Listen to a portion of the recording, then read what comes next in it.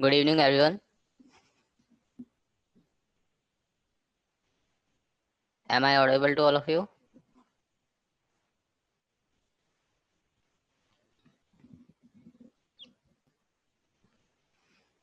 I hope you all are doing good.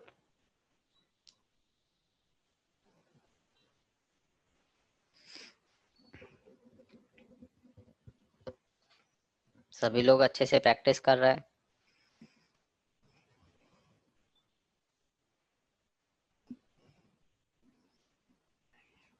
अभी तक हमने जो भी पढ़ा है उसको लेकर किसी को भी कोई doubt?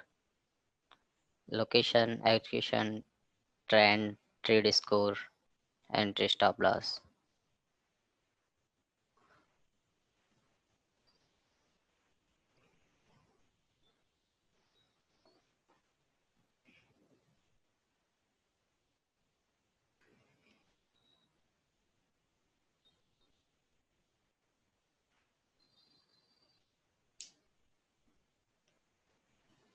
Okay,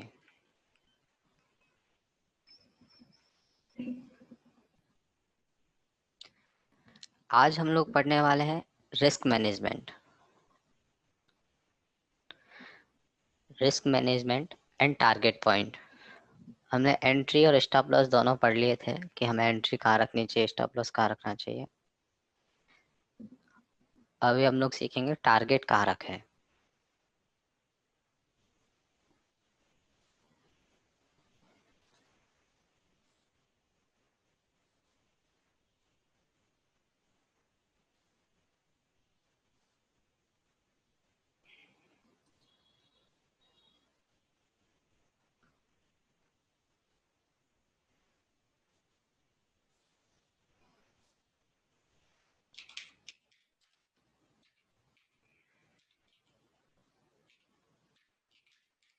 risk management and position size.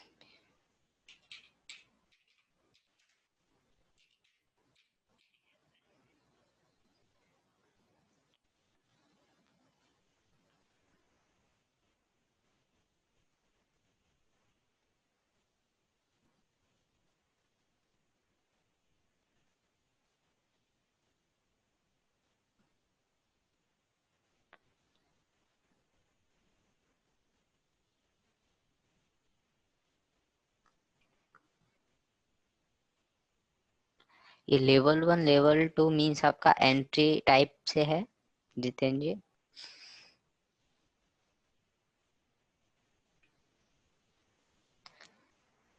जब हमारे ऑर्डर एग्जीक्यूट हो जाएंगे और उसके बाद जब कैंडल वापस से दूसरी कैंडल फॉर्म होगी, वही तो हमारे लिए कंफर्मेशन है कि जो जोन हमने मार्क किया है उसमें पोटेंशियल बायर थे। टाइप 2 और type 3 entry as a confirmation entry हम लोग लेते हैं,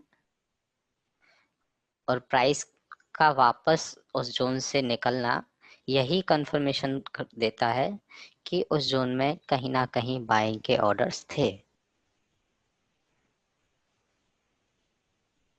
बट हमें टाइप 2 और टाइप 3 एंट्री पे फोकस नहीं करना है, हमें सारी ट्रेड वो देखनी है जिनमें हम टाइप 1 एंट्री ले सकें, सारे ऑर्डिनेंसेस और स्कोर के साथ।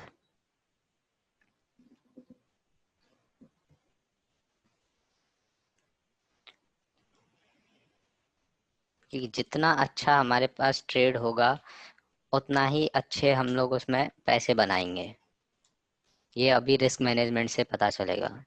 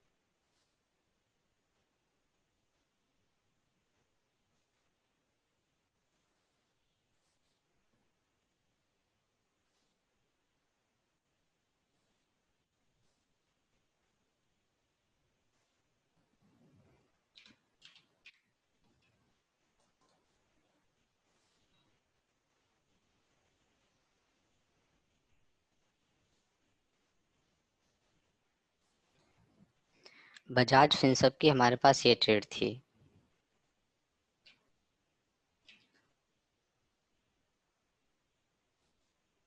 Drop base rally, highest body पे हमारी एंट्री और लोएस्ट विक पे हमारा स्टॉप लॉस। इसमें हमने विक टू विक मार्क किया है क्योंकि लेवल में अच्छी स्ट्रेंथ है और ये जोन हमारा हायर टाइम फ्रेम से कोइंसाइड भी कर रहा है। हम लोग प्रॉक्सिमल लाइन पे एंट्री रखते हैं और डिजिटल लाइन पे स्टॉप लॉस। डिजिटल लाइन से थोड़ा सा नीचे, डिजिटल लाइन से नीचे हम लोग स्टॉप लॉस रखते हैं और प्रॉक्सिमल लाइन से थोड़ा सा ऊपर एंट्री रखते हैं। अब बात आती है टारगेट की कि हम टारगेट कहाँ रखें।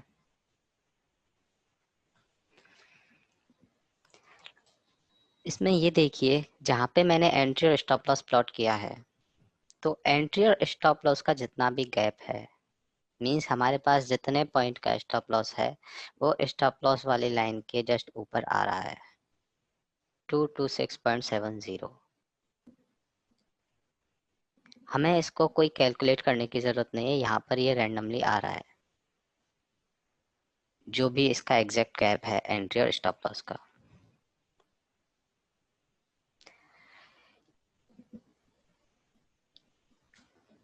यदि हम लोग इस जोन में ट्रेड लेते हैं, अभी तक की सिचुएशन के हिसाब से इसमें हम रैंडमली 20, 50, 100 शेयर कुछ भी बाय कर लेंगे। ये 8000 का शेयर है, छोटा शेयर प्राइस भी होता, 1000, 2000 का शेयर प्राइस भी होता, उसमें भी हम लोग कोई भी रैंडमली क्वांटिटी बाय कर लेते।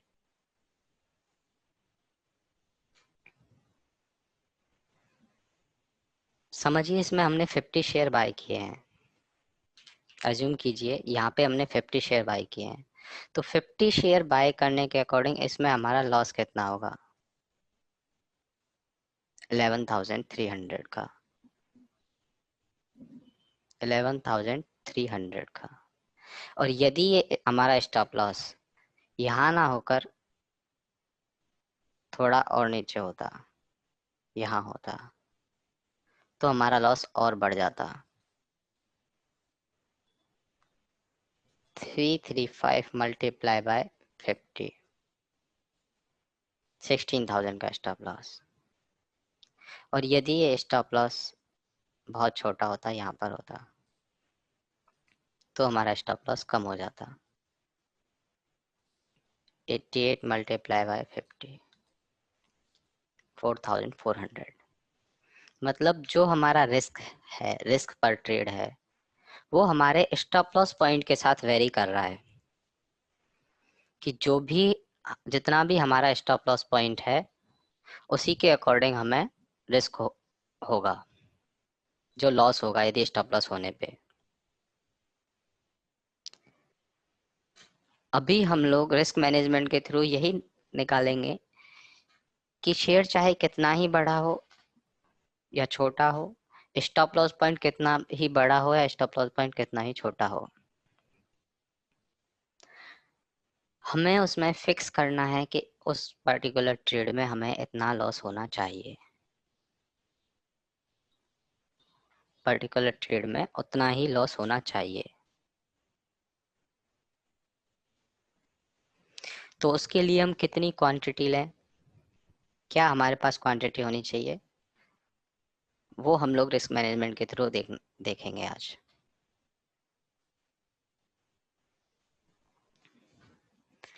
मैं बात करूं कैपिटल के अकॉर्डिंग रिस्क की,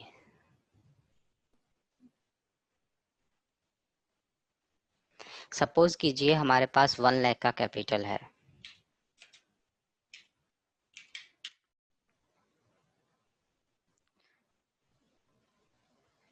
किसी के पास 5 लाख होगा, किसी के पास 10 लाख होगा, कोई 50,000 से ट्रेड करते होंगे।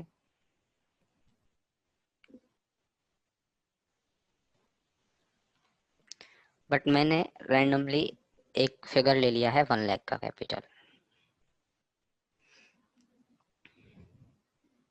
यदि हमारे पास 1 लाख का कैपिटल है तो काफी सारे लोग ऐसे ट्रेड करते हैं कि 2 या 3 ट्रेड में पूरा का पूरा जो कैपिटल है वो अपना पूरा कैपिटल उड़ा देते हैं, साफ कर देते हैं।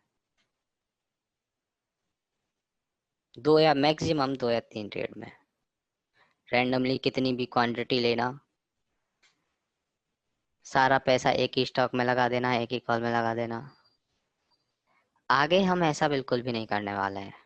हम लोग फिक्स कर देंगे कि चाहे ट्रेड कोई भी हो और स्टॉप लॉस कितना भी बड़ा हो, हमारा पैसा इतना ही जाएगा, हमारा पैसा इतना ही जाएगा, उतनी ही क्वांटिटी हम लोग बाय या सेल करेंगे।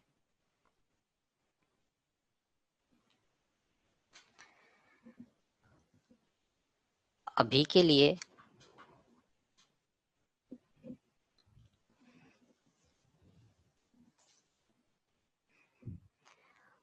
हम लोग टोटल कैपिटल का 1% रिस्क रखते हैं फॉर बिगिनर्स।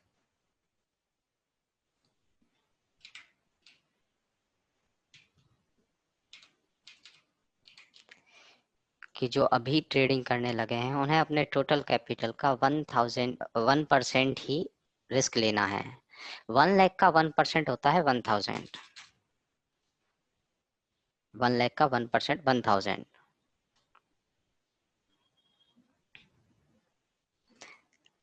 एंड उन कुछ लोगों को टाइम हो गया है, बहुत ज्यादा टाइम नहीं हुआ बट टाइम हो गया है ट्रेडिंग करते हुए, मीन्स एक तरह से इंटरमीडिएट टाइम फ्रेम में हम लोग चल रहे हैं।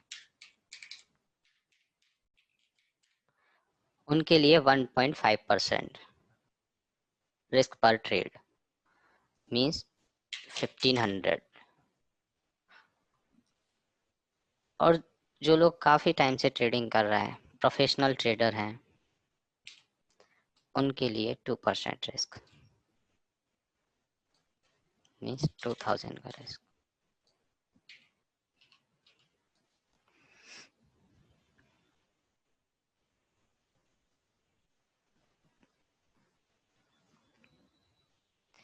यदि हमारा कैपिटल 1 लाख है और हम अभी जो जिस पॉइंट को लेकर चलने वाले हैं वो 1% वाले को लेकर चलेंगे कि सब लोग बिगिनर हैं, और अभी जब तक हम लोगों को 5-6 महीने 3 या 4 महीने प्रैक्टिस करते और ट्रेड करते नहीं हो जाते, हम लोग 1% रिस्क पर ही चलने वाले हैं। रिस्क पर ट्रेड हमारा 1% ही रहने वाला है। अब इस रिस्क पर ट्रेड के अकॉर्डिंग हमें क्वांटिटी कैसे परचेज करनी है कि ट्रेड चाहे कोई भी हो, स्टॉप लॉस चाहे कितना ही बड़ा हो, हमारे पास जो हम लोग हमारा जो लॉस हो पर ट्रेड में वो फिक्स हो जाए। उसके लिए एक फॉर्मूला है क्वांटिटी निकालने के लिए। रिस्क पर trade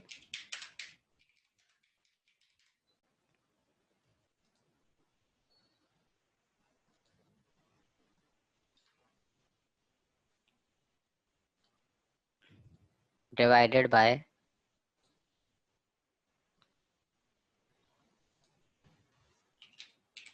entry minus stop loss.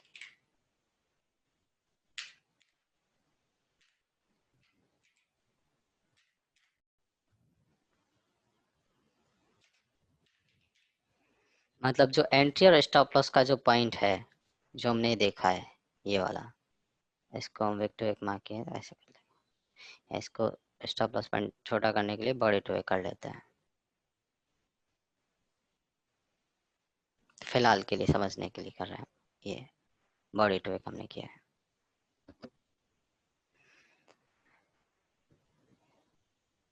Formula simple है, रिस्क पर trade divided bye entry minus stop loss. Means stop loss के जितने भी पॉइंट हैं वो हमें कैलकुलेट नहीं करना है, वो ट्रेड टाइगर हमें निकाल कर दे रहा है 121 पॉइंट। रिस्क पर ट्रेड हमारा फिक्स ही रहने वाला है। यदि हम 1% रिस्क ले रहे हैं 1 लाख कैपिटल के अकॉर्डिंग, तो हमारा जो रिस्क पर कैपिटल है वो 1% ही रहेगा, 1000 ही रहेगा। अब इसके अकॉर्डिंग इस पर्टिकुलर ट्रेड को देखते हैं। इसमें 121.75 हमारा स्टॉप लॉस है। कैलकुलेशन को इजी बनाने के लिए हम इसको 121 कर लेते हैं।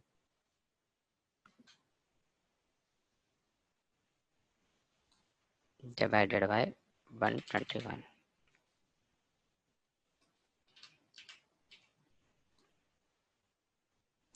1000 डिवाइडेड बाय 121। हमारे पास जो क्वांटिटी निकल के आ रही है वो 8.26 कुछ समथिंग निकल के आ रही है। मतलब हमें जो शेयर बाय करने हैं वो 8 शेयर बाय करने हैं। वो हमें 8 शेयर बाय करने हैं। अब यदि मैं 8 शेयर बाय करता हूं ये वाले पॉइंट पे, एंट्री वाले पॉइंट पे मैंने 8 शेयर इसके बाय कर लिए, स्टॉप लॉस मेरा ये है, तो मुझे कितना लॉस होगा? इसके लिए सिंपल वही सेम कैलकुलेशन,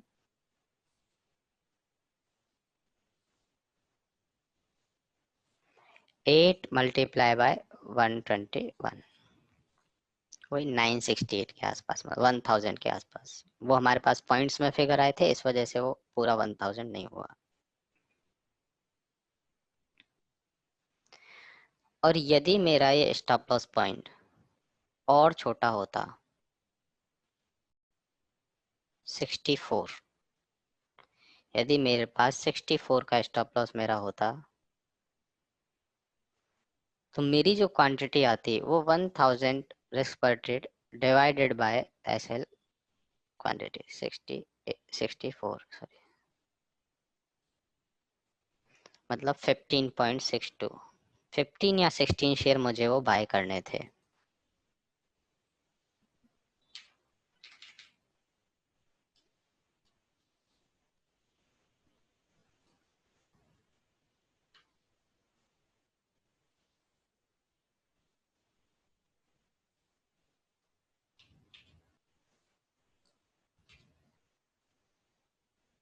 फिफ्टीन शेयर मैं उसके बाय करूंगा। स्टॉप लॉस जितना छोटा होगा उतना ही हमारे क्वांटिटी बड़ी होगी, और स्टॉप लॉस जितना बड़ा होगा क्वांटिटी उतनी ही हमारी कम होगी। हमें स्टॉप लॉस अपने अकॉर्डिंग नहीं करना है, क्वांटिटी ज़्यादा कम के हिसाब से। हमें स्टॉप लॉस करना है प्रॉपर जो फॉर्मेट में हमने स्टॉप लॉस रखना सीखा है कि डिजिटल लाइन से नीचे जो भी डिमांड सप्लाई है, डिमांड है तो डिजिटल लाइन से नीचे, और सप्लाई जोन है तो डिजिटल लाइन से थोड़ा सा ऊपर, उसी फॉर्मेट में हमें करना है।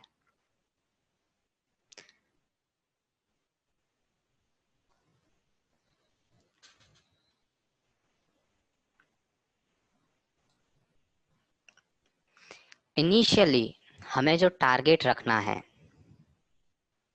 इनिशियली हमें जो टारगेट रखना है वो अपनी ट्रेड का 2:1 का टारगेट रखना है। 2:1 का मतलब यदि 73 पॉइंट का मेरे पास पहले तो 64 पॉइंट का हमारे मेरे पास स्टॉप लॉस है,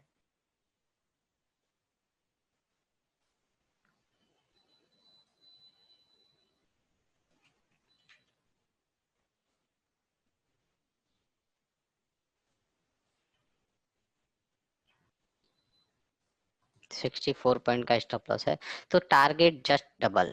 वो डबल भी काउंट करने की जरूरत नहीं, ट्रेड टाइगर में यहाँ पे ऑलरेडी सब कुछ आता है। यहाँ पे मेरे टारगेट के पॉइंट्स भी आ रहे हैं, और टारगेट्स के पॉइंट के साथ जहां भी 2:1 बैठ रहा है,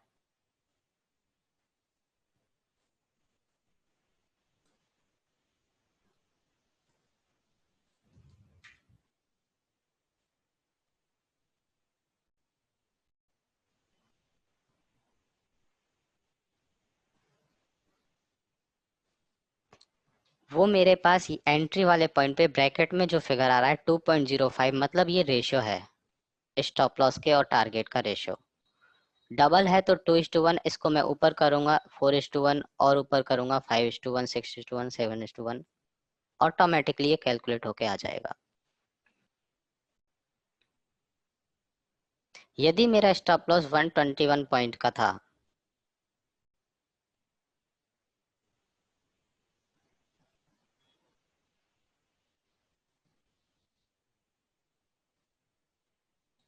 यहाँ 128 कर देता हूँ मैं। तो ऑटोमेटिकली मेरा रिवॉर्ड रेशियो जो है वो स्मॉल हो गया। क्यों? क्योंकि स्टॉप लॉस बड़ा हो गया। और इसका टारगेट क्या रहेगा 2:1 के अकॉर्डिंग? Just double. और डबल मुझे यहाँ से पता चल रहा है जहाँ पे एंट्री के पास जो ब्रैकेट बना आ रहा है उसके अकॉर्डिंग।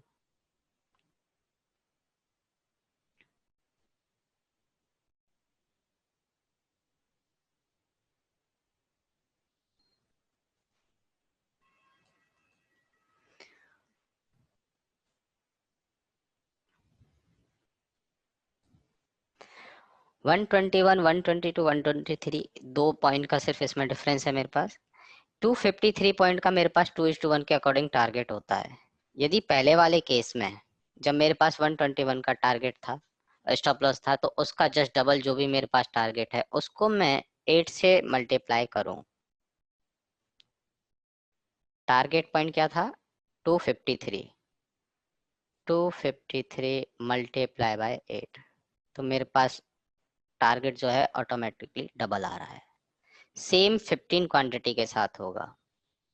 2:1 का मतलब स्टॉप लॉस 1 तो टारगेट 2, स्टॉप लॉस 2 तो टारगेट 4, जस्ट डबल।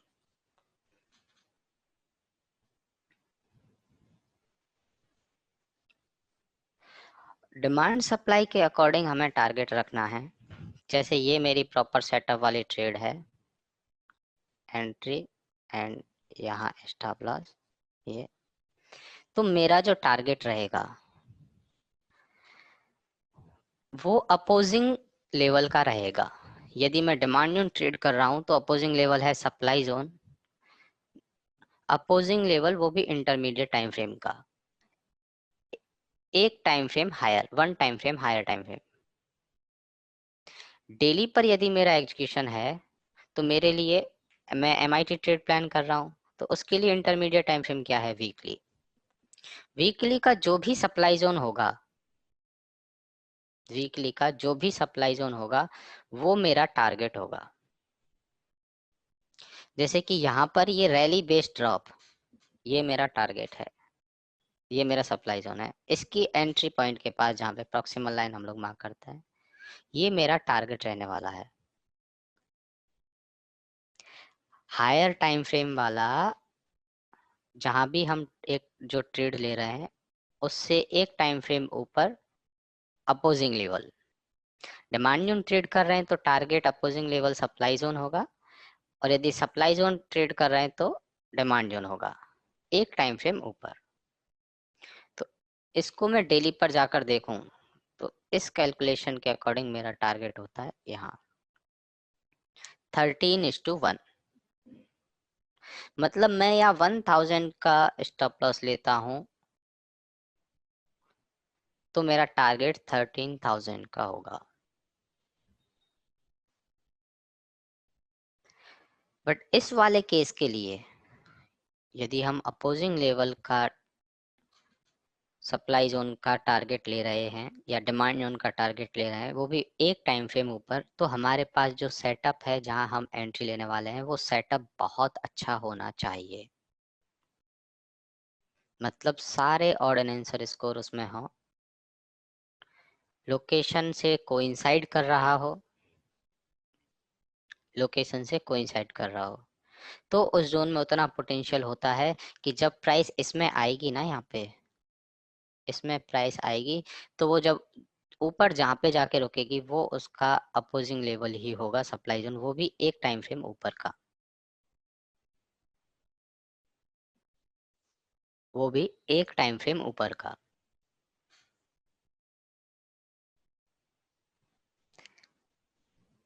यदि डेली पे हमें बहुत अच्छा सप्लाई जोन मिलता है जिस टाइम फ्रेम पे हम ट्रेड कर रहे हैं और उसी टाइम फ्रेम पे ही हमें अच्छा अपोजिंग लेवल मिले तो हम उसका भी टारगेट ले सकते हैं। अच्छा मीन्स इसके टक्कर का होना चाहिए जो हमने डिमांड जोन ट्रेड कर रहा है। रिवर्सल पैटर्न है, कम से कम बेस एरिया है और प्राइस को ऑल टाइम हाई पे इसने यहाँ पे पहुंचाया था और हायर टाइम फ्रेम से कोइंसाइड कर रहा है। यदि हम सेम टाइम फ्रेम पे यदि हम डेली पर ट्रेड कर रहे हैं और डेली पर ही हम अपोजिंग जोन देखते हैं तो फिर वो भी हमें हायर टाइम फ्रेम से कोइंसाइड, और हायर टाइम फ्रेम से कोइंसाइड नहीं तो बहुत अच्छा वहां पे ड्रॉप आया हो या अप मूव आया हो। हायर टाइम फ्रेम से कोइंसाइड करेगा तो ऑटोमेटिकली वो खुद ही opposing level higher time frame का हो ही जाएगा।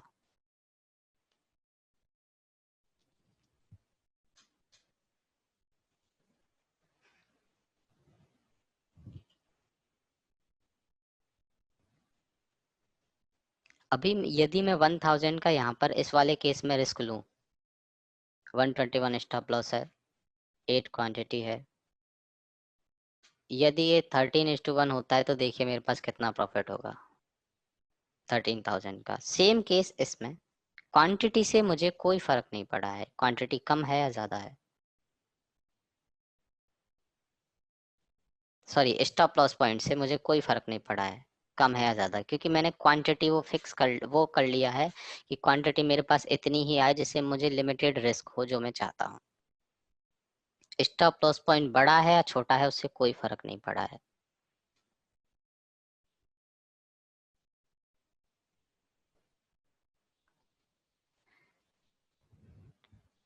रिस्क डिसाइड करता है स्टॉप लॉस पॉइंट, और क्वांटिटी डिसाइड करती है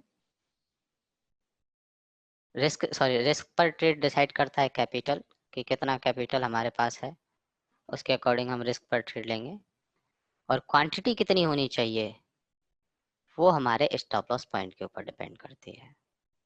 तो अपने पास यहाँ पे फिक्स हो गया कि कोई भी ट्रेड हो, चाहे उसका कितना ही बड़ा स्टॉप लॉस हो कितना ही छोटा स्टॉप लॉस हो, हमारे जो ट्रेड में लॉस होने वाला है वो लिमिटेड ही होगा। हमने 1000 2000 जो भी कर रखा है अपने रिस्क मैनेजमेंट के अकॉर्डिंग उतना ही होना है। इनिशियली हमें 1% के अकॉर्डिंग ही चलना है, इनिशियली हमें 1% के अकॉर्डिंग ही चलना है, ये वाली कैलकुलेशन के अकॉर्डिंग।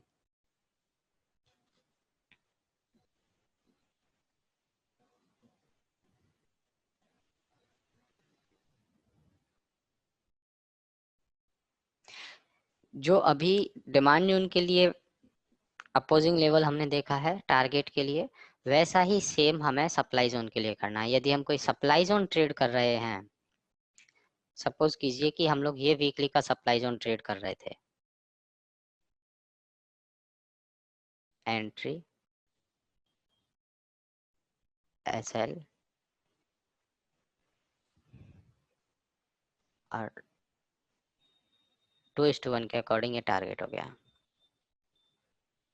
बट यदि हमें हायर टाइम फ्रेम पे जाना है तो इसका हायर टाइम फ्रेम होगा वीकली, मंथली, और मंथली का जो हमारा टारगेट है वो ये नियरेस्ट डिमांड जोन है वो रहेगा ये। हमारे पास टारगेट ये रहने वाला है।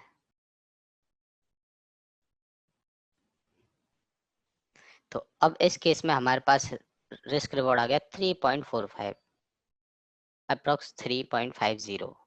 मीन्स मुझे यदि 1000 रुपए का मेरा रिस्क पर ट्रेड है तो स्टॉप लॉस हुआ इस ट्रेड में तो 1000 पॉइंट का,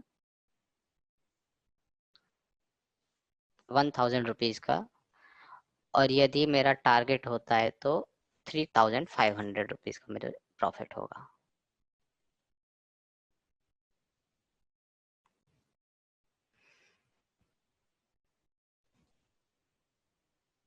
तो अब से हमें रैंडमली कोई भी क्वांटिटी नहीं परचेज करनी है, कि कुछ भी हमने बाय कर, कितनी भी क्वांटिटी बाय करनी, कितनी भी क्वांटिटी सेल करनी, इसके अकॉर्डिंग ही हमें अपनी क्वांटिटी डिसाइड करनी है। सिंपल सा फॉर्मूला है रिस्क पर ट्रेड। रिस्क पर ट्रेड क्या है, आपके कैपिटल का 1%। अभी के लिए एज ए बिगनर, जब आप लोग डेली प्रैक्टिस करेंगे 2 मंथ 3 मंथ्स के बाद उसको 1.5 करना, उसके बाद 2% करना, फिलहाल के लिए आपको 1% ही रखना है।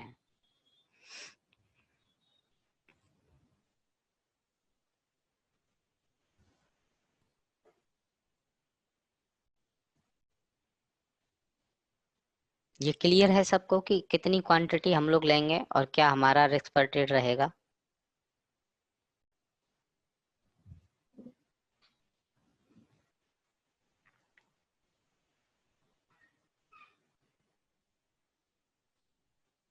इसके अकॉर्डिंग ही, क्योंकि आज अभी हम लोग प्रोफेशनल ट्रेडर हैं, बन जाएंगे एक कोर्स करने के बाद, तो हमें प्रोफेशनली ही ट्रेड सेटअप कर देखने हैं और प्रोफेशनली उनको एग्जीक्यूट करना है।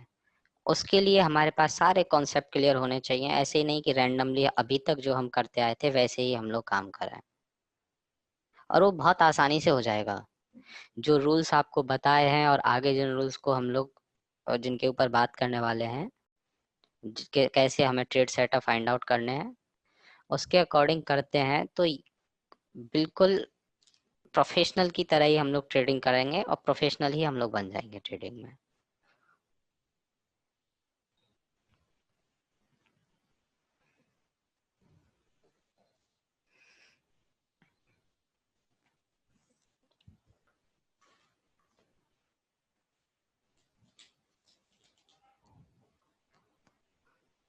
अब हम लोग आते हैं इस पॉइंट पे।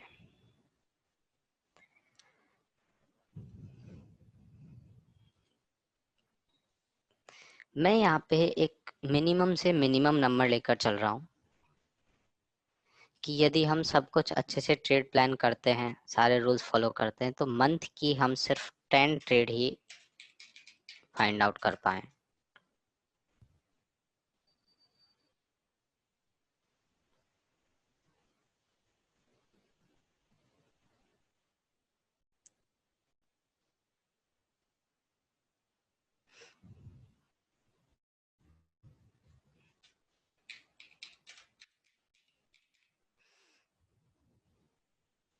स्टॉप लॉस ट्रेल करना आगे पढ़ेंगे हम, कैसे हमें स्टॉप लॉस को ट्रेल करना है, बट अभी के लिए हम स्टॉप लॉस को कम से कम नीचे तो नहीं लेके जाना है। जो हमारा स्टॉप लॉस पॉइंट है वही स्टॉप लॉस पॉइंट रहना चाहिए, उससे नीचे नहीं जाना है डिमांड जोन के केस में, बढ़ाना नहीं है स्टॉप लॉस पॉइंट को। और जो आप बात कर रहे हैं दिनेश, वो स्टॉप लॉस ट्रेडिंग होती है, वो हम लोग आने वाली क्लासेस में पढ़ेंगे। मैं बात करूं 10 ट्रेड पर मंथ, यदि हम लोग सब कुछ अच्छे से लेवल फाइंड आउट कर रहे हैं और मिनिमम से मिनिमम हम 10 ट्रेड ही सिर्फ एग्जीक्यूट कर पाते हैं।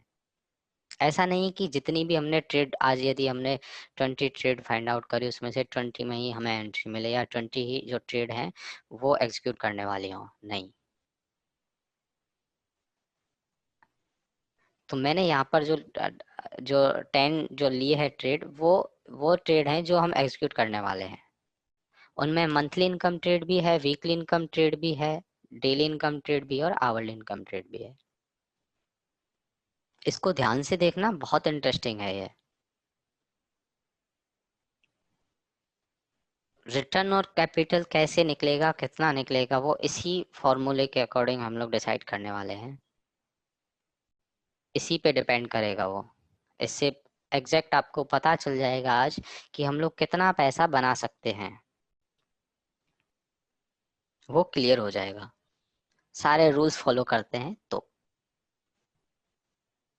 मैं यहाँ पे सिर्फ 2:1 की कैलकुलेशन लेके चल रहा हूँ।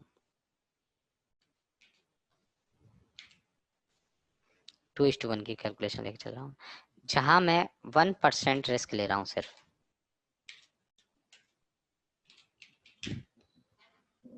जहां मैं 1% रिस्क ले रहा हूँ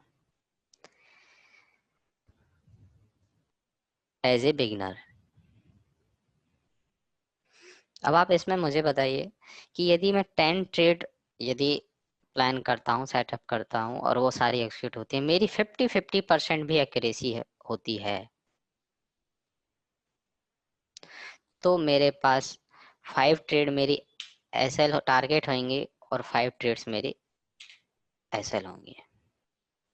50-50 एक्यूरेसी भी मेरी जाती है तो।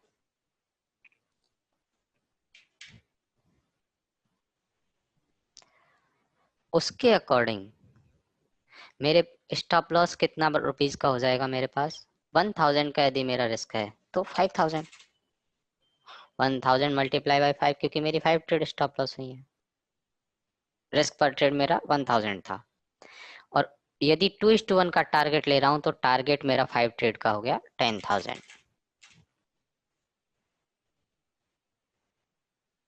तो यहाँ पर मेरे पास जो नेट पीएनएल निकल के आया, means total profit and loss, वो हो गया 5000।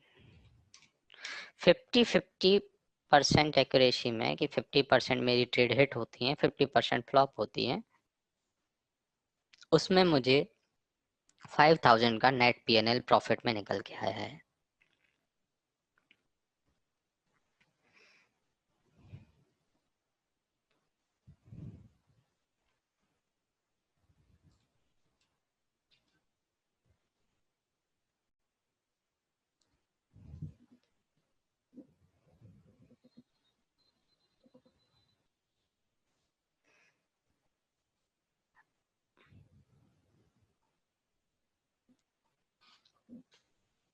एक मिनट के लिए होल्ड कीजिएगा, ये मुझे कॉपी करके इसको उधर पहुंचाना है दूसरी तरफ।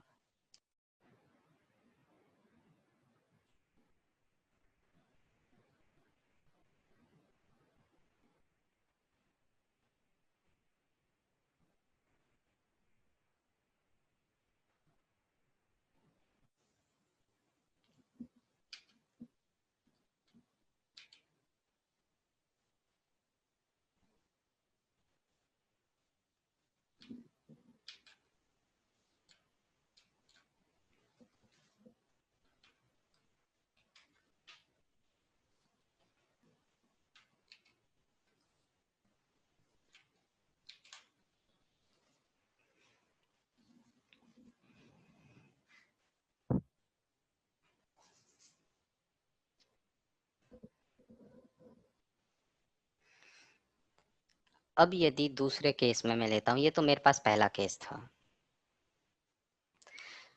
सेकंड केस में मेरी एक्यूरेसी 60% 40% रहती है।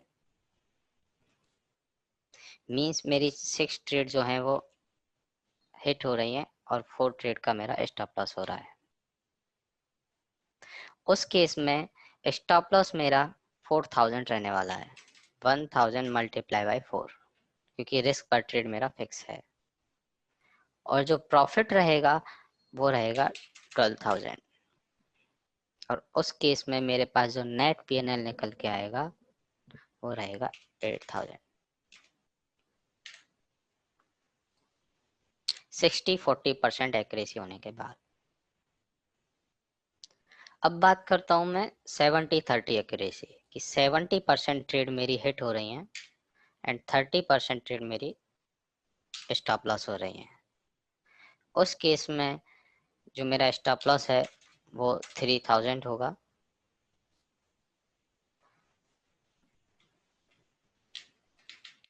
और मेरे पास जो टारगेट है वो 14000 होगा।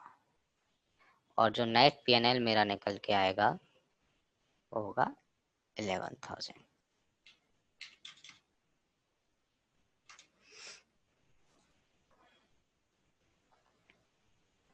ये देखिए 1 लाख कैपिटल के अकॉर्डिंग 10 मिनिमम ट्रेड मैंने ली, ऑल टाइप्स ट्रेड, मतलब monthly, weekly, daily, half yearly.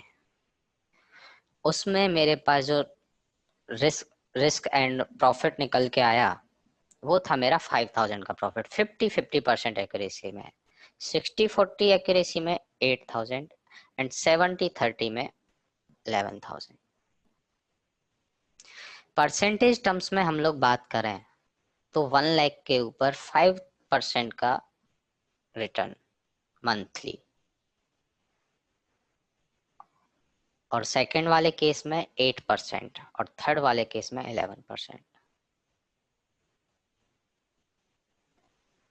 5% monthly return भी आपको कहीं नहीं मिलता है। जो सबसे मिनिमम मैं केस बता रहा हूँ 50-50 एक्यूरेसी वाला, जो कि आपको विद इन 1 मंथ आने लग जाएगी 50-50% एक्यूरेसी, यदि आप डेली 1 आवर प्रैक्टिस करते हैं तो। जो फुल टाइम ट्रेडर हैं उनको तो ज्यादा प्रैक्टिस करनी चाहिए, फुल टाइम ट्रेडर्स को तो ज्यादा प्रैक्टिस करनी चाहिए। यदि हम वर्किंग हैं तो 1 आवर 1.5 आवर तो हमें चार्ट पे देना ही देना है। यदि वो करते हैं तो हम लोगों को 1 मंथ के अंदर ये 50% एक्यूरेसी बहुत आराम से आ जाएगी, बहुत आराम से। धीरे धीरे 60-40 और फिर 70-30 विद इन 6 मंथ। यदि मैं 60-40 एक्यूरेसी की बात करूं तो 8000 मुझे पर मंथ मिलता है 1 लाख के कैपिटल पे, मींस 8%। 8% पूरे ईयर का होता है अप्रॉक्स 96%। मीन्स आपका कैपिटल डबल हो रहा है विद इन 1 ईयर। और 11,000 जो हमारे पास है वो बिल उससे भी ज्यादा है। यदि proper risk management, proper rules follow करके काम करें तो ये कैलकुलेशन में आपको पहुंचने में ज्यादा टाइम नहीं लगेगा। ये मैं बिल्कुल मिनिमम 1 लाख के कैपिटल के अकॉर्डिंग चल रहा हूँ। और अभी तक मैंने सिर्फ 2:1 का और 1% रिस्क का एग्जाम्पल लिया है।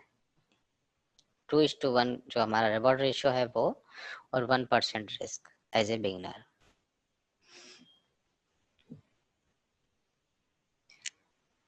तीन टाइप के ट्रेडर होते हैं बेसिकली।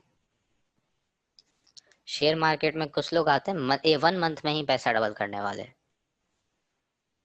जिनका 2 या 3 ट्रेड में स्टॉप लॉस।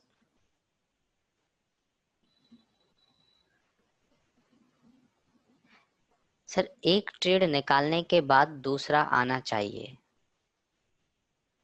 मींस दूसरे ट्रेड में एंट्री मिलनी चाहिए।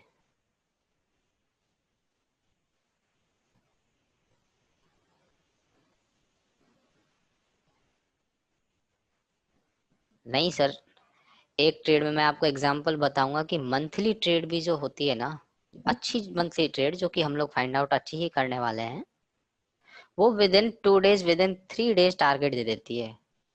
जब मैंने आपको ये टाइम फ्रेम्स बताए थे तब बताया था कि मंथली ट्रेड जो ट्रेड है उसका टाइम फ्रेम 1 मंथ के आसपास का रहता है, वीकली का 1 वीक, एंड डेली का विद इन 1 डे और विद इन नेक्स्ट डे, और जो आवरली है उसका 2 या 3 आवर में।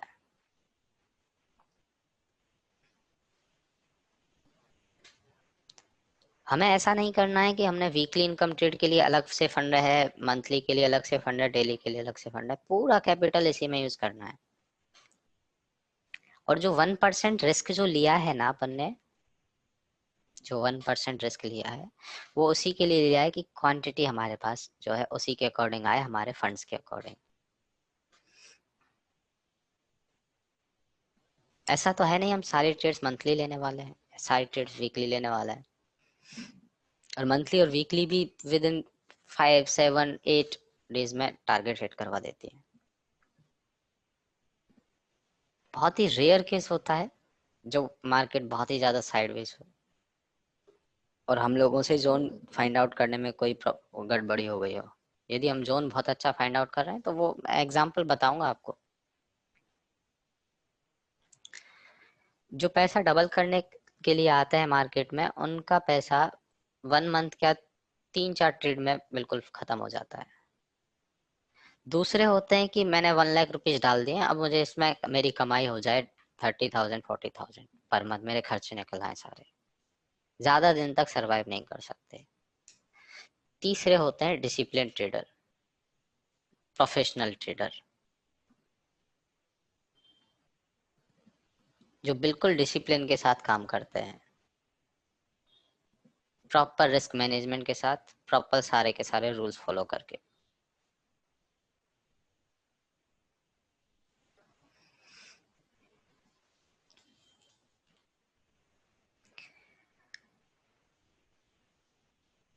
अभी मैंने 2:1 के अकॉर्डिंग आपको कैलकुलेशन बताई है, मैं आपको 3:1 के अकॉर्डिंग कैलकुलेशन बताता हूँ। क्योंकि ट्रेड सेटअप जब अच्छे होंगे तो हमें 3:1 नहीं, 4:1, 5:1, 8:1 तक के हमें ट्रेड्स मिलेंगे। ऐसा नहीं कि उनको टारगेट पूरा मंथ में जा रहा है, पूरे मंथ में होगा। यदि उसमें हमें ज्यादा रिवॉर्ड चाहिए तो हमने रख लिया उसको ज्यादा दिन तक। ऐसा तो नहीं कि बाकी का सारा पैसा ही, सारा का सारा पैसा ही उसी में लगा है, कुछ कैपिटल बचा है उसे ट्रेड करते रहे। जरूरत महसूस हुई कि हमें दूसरी ट्रेड में सेटअप हमें मिल गया है और इसमें एंट्री मिल गई, ये भी अच्छा है, तो उस ट्रेड में तो हमें अच्छा 2:1 से ज्यादा मिल रहा है, उससे एग्जिट होकर दूसरे में आ गए। अभी बात करता हूँ मैं 3:1 की।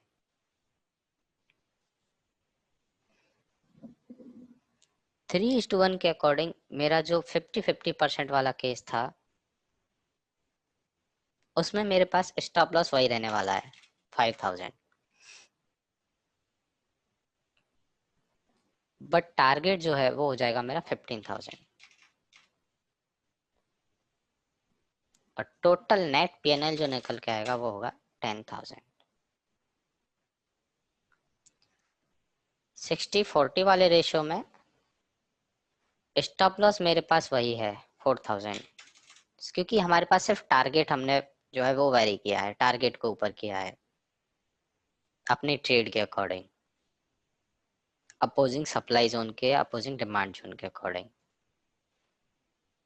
और यहाँ पे मेरे पास प्रॉफिट जो होगा मेरा होगा उस ट्रेड में 18000 और जो नेट पीएनएल मेरे पास निकल के आएगा वो होगा 14000।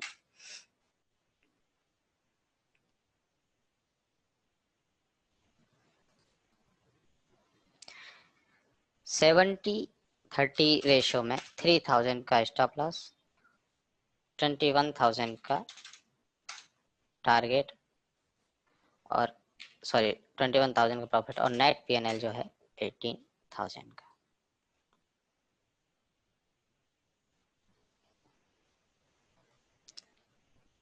डबल के आसपास जो हमारे पास 2:1 की ट्रेड थी और 3:1 की ट्रेड थी उसमें डबल के आसपास हमारे पास निकल के आ रहा है। अब इसको हम परसेंटेज टर्म्स में यदि कैलकुलेट करते हैं तो वो बहुत ज्यादा होता है। ये भी पॉसिबल है बहुत आराम से 3:1 वाले। कोई ट्रेड हम 2:1 लेते हैं, कोई 3:1 लेते हैं, कोई 4:1 5:1 लेते हैं ना, रेशियो जो निकल के आएगा वो 3:1 के आसपास निकल के आएगा। ये भी पॉसिबल है पर इसमें आने में आपको थोड़ा सा टाइम लगेगा।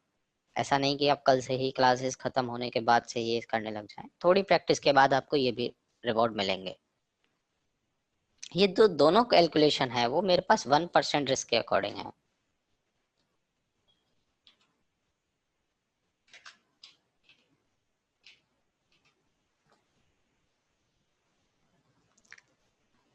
अब आप मुझे बताइए 2% रिस्क के अकॉर्डिंग यदि हम आफ्टर 6 मंथ ट्रेड सेटअप कर रहे हैं और 6 मंथ तक हमने बहुत अच्छी प्रैक्टिस की है, 1% में हम अच्छी तरह से सक्सेसफुल रहे, 60-40 के आसपास हमारे एक्यूरेसी रही है, एवरेज लगाएं तो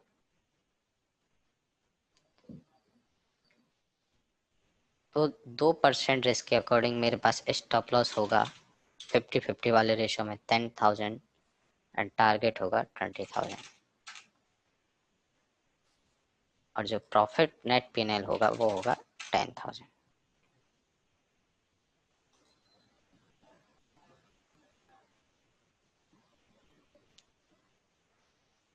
यदि 60-40 का रेशियो है और रिस्क हमारा 2% है तो जस्ट डबल हमारा स्टॉप लॉस, जस्ट डबल हमारा प्रॉफिट एंड जो नेट पीएनएल है वो भी जस्ट डबल।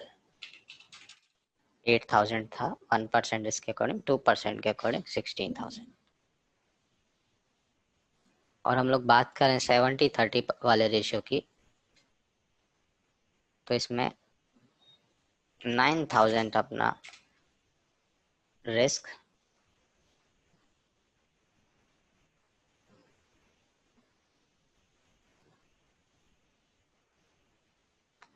टारगेट कितना होगा, प्रॉफिट कितना होगा आप लोग बताइए मुझे।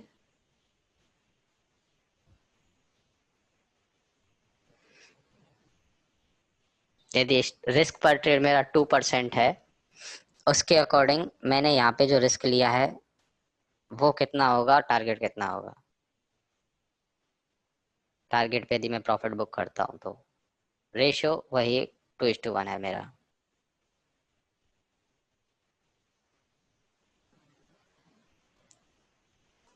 $28 के and stop loss 6,000। Net PNL जो आएगा मेरा वो 22,000। 1% रिस्क और 2% रिस्क में जस्ट मेरे पास डबल फिगर्स निकल के आए हैं। जब मेरा रिवॉर्ड जो मेरी एक्यूरेसी है वो 50-50 है, 60-40 और 70-30 है।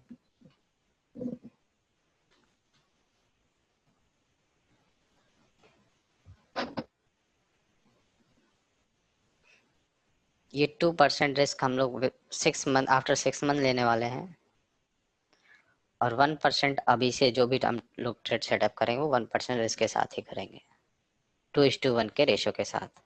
किसी में 3:1 है तो 3:1, 4:1 है तो 4:1, बट उसके लिए ट्रेड सेटअप जहां हम एंट्री स्टॉप लॉस ले रहे हैं वो बहुत अच्छा होना चाहिए।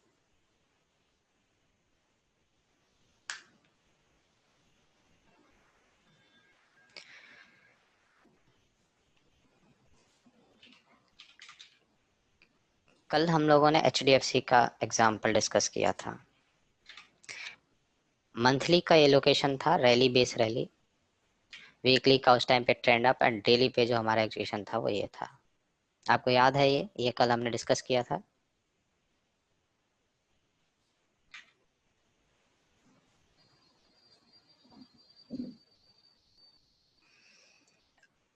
इस ट्रेड में ड्रॉप बेस रैली का पैटर्न है, रिवर्सल पैटर्न है, एक बेस कैंडल है, दो एक्साइटिंग कैंडल है, और इस प्राइस ने, इस वाले जोन ने देखिए आप ऑल टाइम हाई पे इस प्राइस को पहुंचाया है, इसने भी, और इसके जो मंथली का जो लोकेशन था उसने भी। ऑल टाइम हाई ये था और ये लोकेशन ने इसको ऑल टाइम हाई पे पहुंचाया है।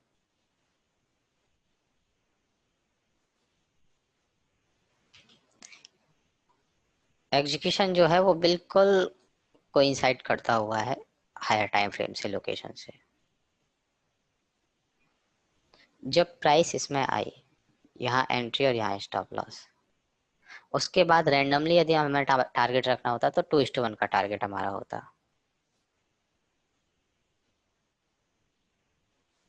कुछ यहाँ पे 86 पॉइंट्स का। बट जब हम अपोजिंग लेवल की बात करते हैं, हायर टाइम फ्रेम का अपोजिंग लेवल, जो टारगेट जो हमने जहाँ पे एंट्री स्टॉप लॉस मार्क कर रहे हैं उससे एक टाइम फ्रेम ऊपर का, मींस इंटरमीडिएट टाइम फ्रेम का opposing zone. Intermediate time frame होगा वीकली। वीकली का आप मुझे ये बताइए, ये यहाँ पर जब इसमें एंट्री मिली, ये वाला एंट्री पॉइंट है, उससे ऊपर कोई सप्लाई जोन है क्या? ये एक था, इसको हम एज ए सप्लाई जोन नहीं ले सकते, टारगेट के लिए भी नहीं, लोकेशन के लिए भी नहीं। एक तो इसकी विक्स जो है वो इतनी बड़ी है, ये देखिए, इसको इग्नोर करके चलेंगे। हमारे पास जो नियरेस्ट सप्लाई जोन था वो ये था, रैली बेस्ड ड्रॉप।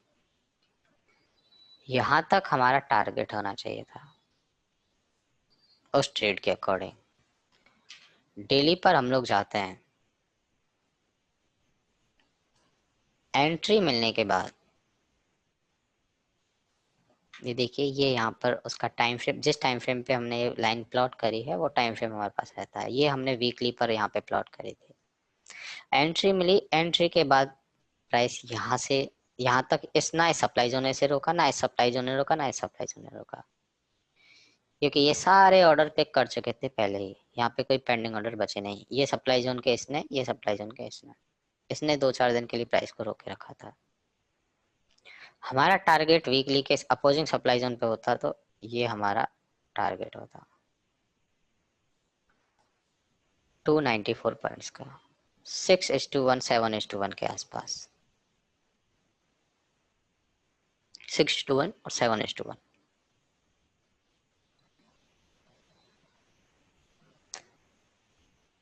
ये मेरे पास जो टाइम है, एंट्री का टाइम है, वो 3 अक्टूबर को मुझे ये एंट्री मिली है, और ये जो मेरे पास टारगेट है 7 नवंबर, 1 मंथ के अंदर मुझे 6:1 का इसमें टारगेट मिल गया।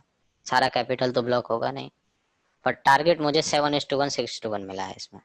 और 2:1 की बात करूं मैं,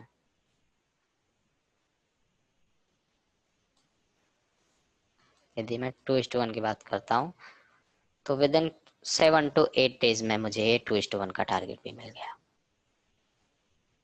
ये कैंडल ने मुझे 2:1 का टारगेट दे दिया।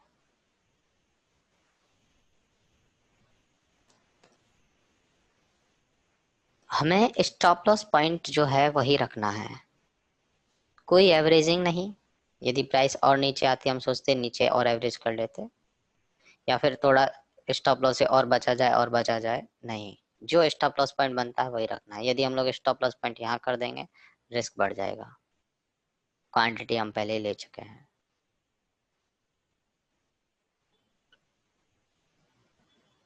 ना तो एवरेज करना है, ना स्टॉप लॉस पॉइंट के साथ कोई छेड़खानी करनी है। जहां डिजिटल लाइन, जो डिजिटल लाइन हमने मार्क करी है उसी के पास हमें रखना है, डिजिटल लाइन से नीचे, थोड़ा सा नीचे।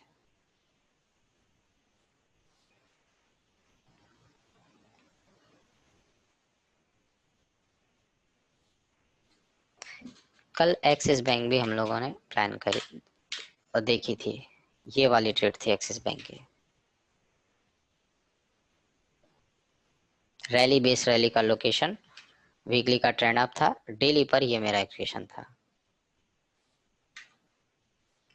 ये मेरा एक्सप्रेशन था। रैली बेस रैली गैप के पास मैंने से एंट्री रखी थी। अब यदि मेरा इसमें टारगेट होता 2:1 का, 25 पॉइंट के अकॉर्डिंग मेरा 50 के आसपास जो है टारगेट होता है। 25 पॉइंट का स्टॉप लॉस और 50 का टारगेट, यहाँ पे मेरे पास रेशियो निकल के आ रहा है। प्राइस जब इसमें आई विद इन ए डे, एक दिन के अंदर सिंगल कैंडल में इसने एंट्री के बाद टारगेट करवा दिया है 2:1 का। और उसके बाद जिस हिसाब से प्राइस ऊपर गई है, 2 दिन के अंदर इसने 4:1 का टारगेट दे दिया है। तो जरूरी नहीं है मंथली इनकम ट्रेड है तो पूरे महीने भर के लिए चलेगी, 2 दिन 3 दिन 4 दिन में भी अपना टारगेट दे देती है। और ट्रेड यदि ट्रेड सेटअप यदि ऐसा अच्छा है, हायर टाइम से फ्रेम से कोइंसाइड करने वाला, प्राइस ने अच्छा मूव दिया है, एक्साइटिंग कैंडल अच्छी हैं, तो वो सेटअप बहुत जल्दी ट्रेड दे देता है। ये जो हमने कैलकुलेशन पढ़ी थी, ये सिर्फ कैश के लिए है, ना फ्यूचर के लिए ना ऑप्शन के लिए, ना फ्यूचर के लिए ना ऑप्शन के लिए, सिर्फ कैश के लिए। ऑप्शंस हमें ट्रेड करने ही नहीं है यदि हम इस वाली कैलकुलेशन के अकॉर्डिंग चलना चाहते हैं। तो जब तक हम अपनी डायरेक्शन में 90% से ज्यादा एक्यूरेट नहीं है, बहुत ज्यादा कॉन्फिडेंस नहीं है, तब तक हमें ऑप्शन में ट्रेड करना ही नहीं है।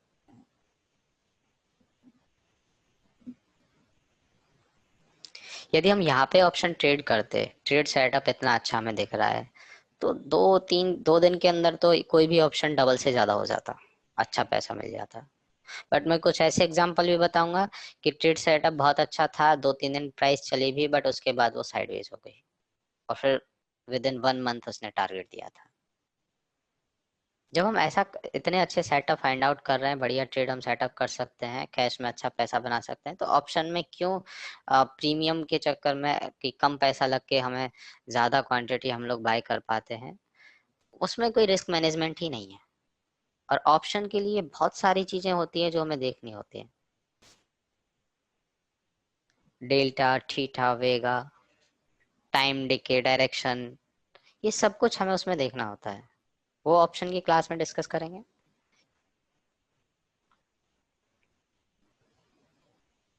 एज ऑफ नाउ हमें सिर्फ और सिर्फ कैश में ट्रेड करने हैं।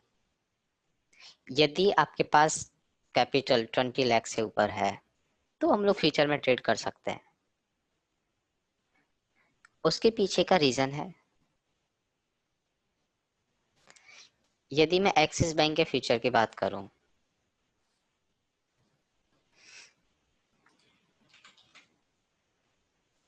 तो एक्सिस बैंक के फ्यूचर का लॉट जो है वो 1200 का है,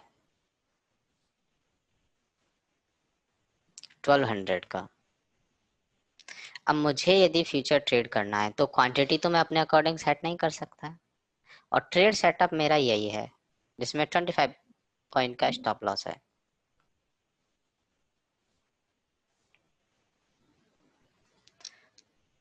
तो यदि मेरा स्टॉप लॉस होता है तो 1200 मल्टीप्लाई बाय 25, 30,000 का मेरा स्टॉप लॉस होगा। क्यों? क्योंकि क्वांटिटी हमने अपने रिस्क मैनेजमेंट के अकॉर्डिंग नहीं ली है।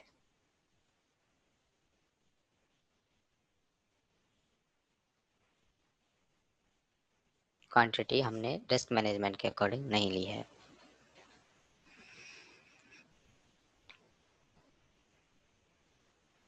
जब तक 20 लाख के आसपास कैपिटल नहीं है, हम लोग जो है फ्यूचर में ट्रेड नहीं कर सकते।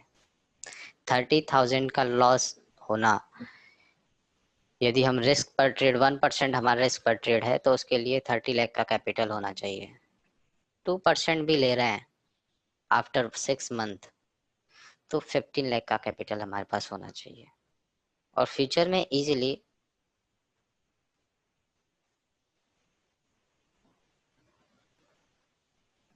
शिवम ऑप्शन बाइंग की यही प्रॉब्लम है, सबसे बड़ी problem time decay. Time decay के ऊपर मैं एक आपको एग्जांपल देता हूँ।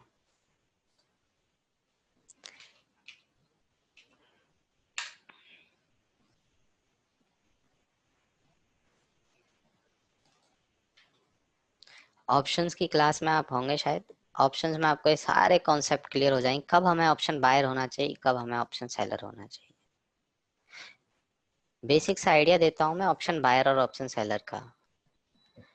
ऑप्शन जो बायर होते हैं वो एज ए इंश्योरेंस बायर होते हैं कि हमने और आपने कोई कार का इंश्योरेंस करवाया है, यदि वन ईयर में कार के साथ कुछ भी नहीं होता है तो वो इंश्योरेंस की जो पैसा है वो हमारा गया। और ऑप्शन सेलर जो होते हैं वो इंश्योरेंस कंपनी होते हैं। हमेशा इंश्योरेंस कंपनी ही प्रॉफिट में रहती है। अभी जब तक आपका शिवम ये कोर्स कंप्लीट नहीं हो जाता तब तक ट्रेडिंग मत कीजिए, क्या परेशानी है, मार्केट तो हमेशा के लिए रहने वाला है। ऐसा थोड़ी ना है कि ये ऐसी अपॉर्चुनिटी जो अभी है वो कभी नहीं आएगी, हमेशा नई अपॉर्चुनिटी आती है हमेशा। और हमेशा मार्केट चलेगा, रहेगा अपने फेवर का।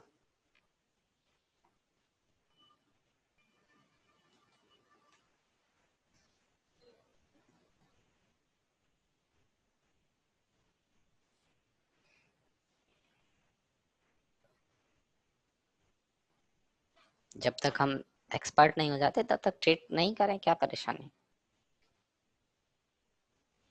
ऑप्शन बाइंग और सेलिंग में लोग बाग ज्यादा प्रेफरेंस ऑप्शन बाइंग को देते हैं क्योंकि कम मार्जिन में ज्यादा क्वांटिटी होती है, बट उसके पीछे के फैक्ट्स जो होते हैं वो कोई देख ही नहीं पाता है। टाइम डिके मतलब जैसे जैसे हम एक्सपायरी के पास जाते जा रहे हैं हमारा प्रीमियम ऑटोमेटिकली कम होता जाएगा, उतना प्रीमियम कम होगा ही होगा।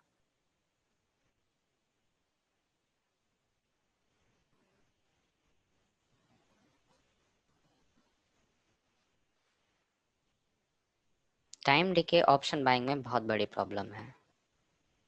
वॉलेटिलिटी, जब भी मार्केट में कोई इवेंट्स होते हैं उनमें वॉलेटिलिटी हमेशा हाई होती है। और इवेंट के टाइम पे सबसे ज्यादा बाइंग जो होती है वो ऑप्शंस में होती है और प्रीमियम हमें हाई मिलते हैं। इवेंट जैसे जैसे सेटल होता है वैसी वॉलेटिलिटी सेटल होती है। हाँ, रिजल्ट्स वही इवेंट में ही आ जाता है।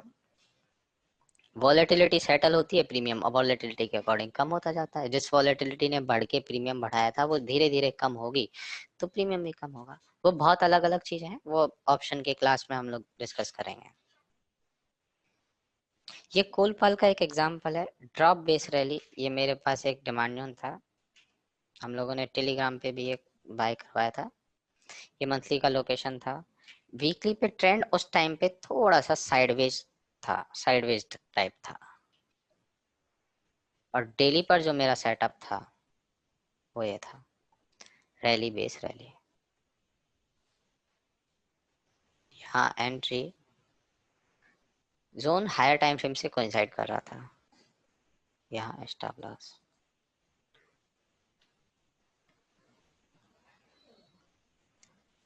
जब प्राइस इसमें आई, आने के बाद उसने एक अच्छा एक दो दिन यहीं पे रही और उसके बाद अच्छा खासा मूव दिया था। 2 दिन में ही प्राइस ने अप्रोक्स 2:1 का टारगेट तो दे दिया था, 2:1 से भी ज्यादा। बट 2:1 का टारगेट देने के बाद वो हो गई साइडवेज।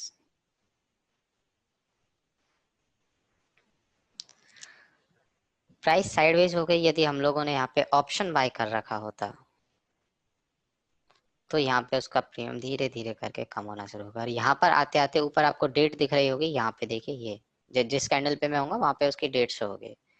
ये यहाँ पे हमने 16 मई में हमने यदि एंट्री मिली तो सपोज करते हमने मई का ही लिया ऑप्शन, तो यहाँ तक हमें जो है उसमें एक बार ही पैसा मिल गया।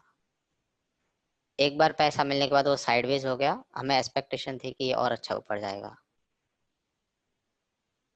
और ये यहाँ से पे साइडवेज हो गया। उसके बाद जून का, जुलाई का, दोनों मंथ्स का जो प्रीमियम है वो लास्ट में जाते जाते जाते जाते देखिए बिल्कुल जीरो हो गया। क्यों? क्योंकि प्राइस पूरे टाइम साइडवेज रह गई। और जब फाइनली ये प्राइस इतना अपमूव दिखाया, इस प्राइस ने अपमूव दिखाया, वो दिखाया ये ड्रॉप बेस रैली का डिमांड जोन क्रिएट हुआ, एक ड्रॉप बेस रैली का डिमांड जोन क्रिएट हुआ, उसमें प्राइस आई ये, और आने के बाद वापस से इसने इतना अच्छा मूव दिया ऊपर की तरफ कि प्राइस यहाँ पर यहाँ तक गई थी, यहाँ तक। इस जोन ने अपना काम कर दिया, 2:1 का टारगेट दे दिया। कुछ लोग जिनमें पेशेंस नहीं है 2:1 पे बुक करके बैठ गए, या फिर वो नीचे आने लगा तो अपने 2:1 के आसपास पोजीशन क्लियर कर दी। बट जो मार्केट में पुराने हैं, ये गेम समझते हैं, पेशेंस के साथ खेलना अच्छी तरह से जानते हैं, उन्होंने अभी तक होल्ड कर रखा होगा। और यहाँ पर आते ही ट्रेड में ये ड्रॉप बेस रैली का जो अच्छा डिमांड जोन, ये वाला डिमांड जोन जिसने कि इसके एरिया के ऊपर क्लोजिंग दी थी, जितने कितने टाइम तक प्राइस इसी जोन को क्रॉस नहीं कर पाई थी, उसने इससे ऊपर क्लोजिंग दी। ये क्लोजिंग वाला कॉन्सेप्ट है वो अलग पढ़ेंगे हम, बट अभी के लिए समझिए कि प्राइस इतने दिनों तक इस एरिया में सरवाइव कर रही थी, उसके बाद ऊपर जाकर इसने क्लोजिंग दी थी। और उस जोन में जब प्राइस आई तो उसने नॉन स्टॉपेबल प्राइस इतना ऊपर जाती गई। टारगेट इतना देने में टाइम लग गया, 2:1 का टारगेट मिल गया था हमें, बट इतना अच्छा टारगेट देने में टाइम लग गया, बट ट्रेड स्टॉप लॉस नहीं हुआ और उसने प्राइस को कंटिन्यूअसली ऊपर की तरफ भेज दिया यहाँ तक।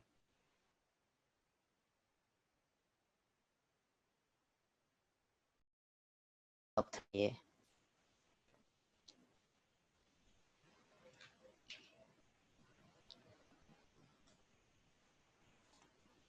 इन दोनों बेस कैंडल यहाँ पे, तो यदि हम यहाँ पे भी टारगेट रखते तो भी हमारा 4:1 का टारगेट यहाँ पे था, इस अपोजिंग सप्लाई जोन में जब प्राइस पहुंची तो ये 4:1 का अपोजिंग सप्लाई जोन था, प्राइस को 4:1 देने में टाइम लगा, बट 2:1 उसने इमीडिएट दे दिया क्योंकि जोन में अच्छा पोटेंशियल था। किसी भी वजह से प्राइस नीचे साइडवेज रह गई, हो सकता है कोलपाल का जो इंडेक्स है वो साइडवेज रहा हो, मार्केट साइडवेज रहा हो, वो काफी अलग अलग चीजें हो सकती हैं। जब हम प्रॉपर एकदम से ट्रेड अच्छे, जब हमारे सारे सेशन हो जाएंगे उसके बाद आपको पता चलेगा कि बहुत सारे फैक्टर हमें मिक्सअप करके देखने होते हैं। सेक्टर भी देखना है, पर्टिकुलर शेयर भी देखना है, निफ्टी सेंसेक्स भी देखना है।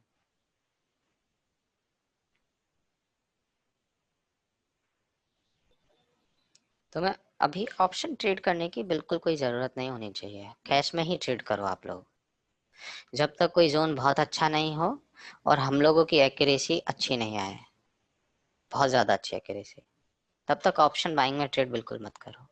कैश में बाय करो, प्रैक्टिस के लिए कम स्टॉप लॉस लो, बाद में धीरे धीरे करके उसको इंक्रीज करना, 1% भी मत लो, 0.5% ले लो।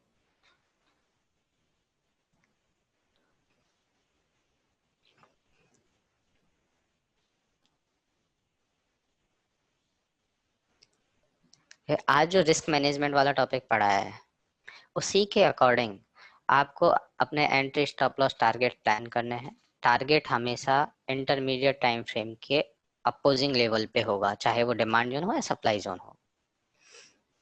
और जो रिस्क पर ट्रेड रहेगा वो 1% रहेगा बिगनर्स के लिए, और अभी आप लोगों को 2 मंथ तक 1% रिस्क ही लेकर चलना है अपने टोटल कैपिटल का। और कम करना है तो 0.50 भी कर सकते हैं प्रैक्टिस के लिए जब तक क्लासेस चल रही हैं। बट ट्रेड सेटअप हमारे बिल्कुल जो अभी तक जो सीखा है वो सारे के सारे वो फॉर्मूले उसमें आने चाहिए, सारे पैरामीटर्स जो है वो उसमें फॉलो होने चाहिए। धीरे धीरे करके आप ये सारे गोल जो है वो अचीव कर लेंगे, 50-50, 60-40, 70-30 सारे। और 60-40 भी हमारा एवरेज रहता है पूरे साल का, और हम लोग 2:1 के अकॉर्डिंग 1% रिस्क के अकॉर्डिंग भी लेते हैं ना, तो भी पैसा एक साल में डबल हो जाता है। और यदि हम फुल टाइम ट्रेडर है ना तो 2% रिस्क भी होगा, 3:1 का भी हमारा टारगेट का जो एवरेज निकल के आएगा। रिस्क भी 2% और 3:1 का भी टारगेट, तो ये यहाँ पे जस्ट डबल हो जाएगा। 14,000 वाला जो फिगर है वो 28,000 हो जाएगा। तो आप रिटर्न देख लीजिए कैपिटल के ऊपर 28%।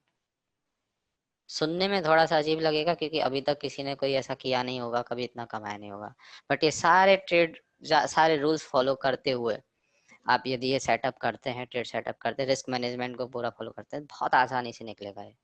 बिल्कुल कोई बड़ी बात नहीं है इसमें। बस अच्छे से ट्रेड कीजिए। जो ग्रुप में आप लोग डिस्कशन करते हैं, डिमांड जोन सप्लाई जोन जो भी भेजते हैं उसको आपस में भी डिस्कस कीजिए। मुझे ज़रूरत होती है तो मैं उस पर रिव्यू देता हूँ अपना। अच्छे से आप लोग प्रैक्टिस कीजिए। इसमें जो आज पढ़ा है, किसी को भी कोई डाउट है, कोई क्वेश्चन है?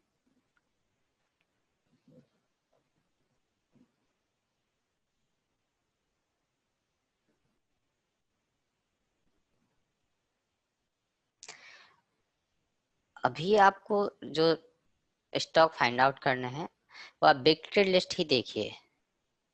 बिग ट्रेड लिस्ट डेली के 10 स्टॉक सेलेक्ट कर लीजिए अल्फाबेट के हिसाब से। बाद में स्टॉक स्कैनिंग वाले चैप्टर में हम लोग उसको डिस्कस करेंगे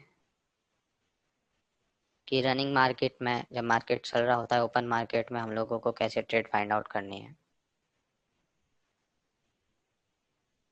thank you Nityanand. Target point, target point generally 2:1 का हमें रखना होता है। जो हमारी एंट्री है और स्टॉप लॉस है, और एंट्री स्टॉप लॉस का जो भी पॉइंट है, एंट्री स्टॉप लॉस का पॉइंट ये है 21 पॉइंट। ये यहाँ पे हमें कैलकुलेट करने की जरूरत नहीं, ट्रेड टाइगर में ऑटोमेटिकली आता है। अब यदि हमें अपना टारगेट रखना है तो ये हमारा 2:1 का होगा। 2:1 कहाँ होता है? ये एंट्री के पास जो ब्रैकेट है ये वाला, इसमें हमारे पास क्लियर होता है कि कहाँ कितना रेशो हमारे पास निकल के आ रहा है। और यदि रूल की बात करें कि हमारा ट्रेड सेटअप बहुत अच्छा है, हायर टाइम फ्रेम से कोइंसाइड कर रहा है, सारे ऑड एंड आंसर स्कोर उसमें है, तो हमारा टारगेट जो है वो higher time frame, one time frame higher का अपोजिंग सप्लाई या डिमांड जोन होगा। यदि हम लोग डिमांड जोन अभी देख रहे हैं, मतलब डेली टाइम फ्रेम पे हम लोगों ने डिमांड जोन ढूंढा है, तो इसका एक टाइम फ्रेम ऊपर होता है वीकली। वीकली का जो भी अपोजिंग सप्लाई जोन हो, वीकली का जो भी अपोजिंग सप्लाई जोन हो वो हमारा टारगेट रहेगा।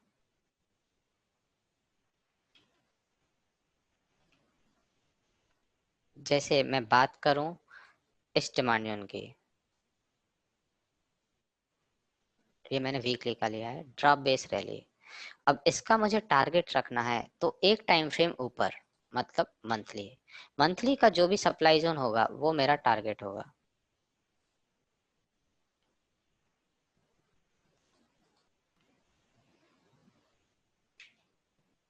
मेरा टारगेट पॉइंट ये है 3.58:1 का मेरा यहाँ पे रेशियो निकल के आ रहा है, अप्रोक्स 3.50:1 का। मतलब मैं यहाँ पे 1000 का रिस्क लेता हूँ तो मेरा पर ट्रेड मेरा रिस्क 1000 है, तो 1000 का मेरा रिस्क होगा और प्रॉफिट होगा 3500 का।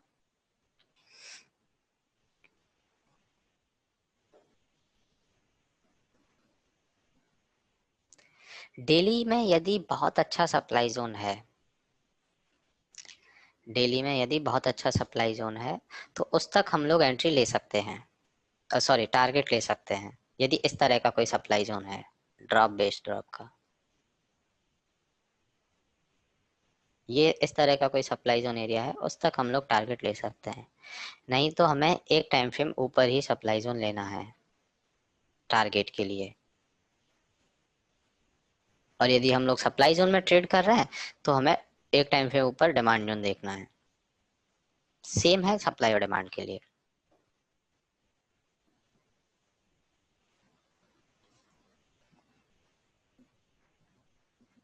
क्योंकि जिस टाइम फ्रेम पे हम ट्रेड कर रहे हैं उसमें हमने सारे जो इक्वेशंस होती हैं, हायर टाइम फ्रेम का लोकेशन कोइंसाइड करना, सारे और स्कोर देखना, वो सब कुछ हम उस पे देखते हैं जहाँ पे हम एंट्री स्टॉप लॉस ले रहे हैं।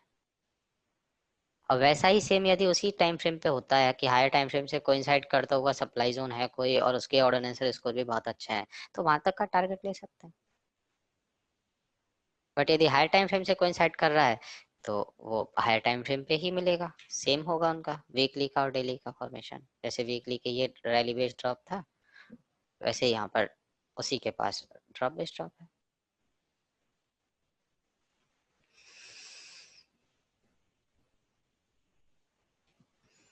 All right everyone, thank you, bye bye, good night.